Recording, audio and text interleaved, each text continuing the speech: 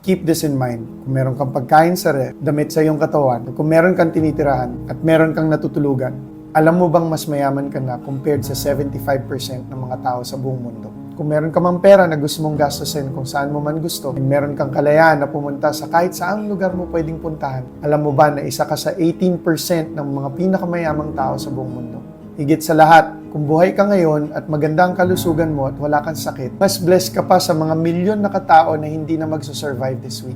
Huli sa lahat, kung naiintindihan mo at nababasa mo tong message kong to, mas mapalad ka pa sa bilyong-bilyong mga tao hindi nakakakita, nakakabasa, or walang access sa information katulad mo na hawak tong cellphone na to ngayon. Ang buhay ay hindi ginawa para magreklamo, para sa hirap ng buhay at kalungkutan. Kundi, ang buhay ay para sa pag-prioritize sa mga countless reasons kung bakit kailangan tayo maging masaya at mapagpasalamat. Tama o tama-tama? Tama talaga.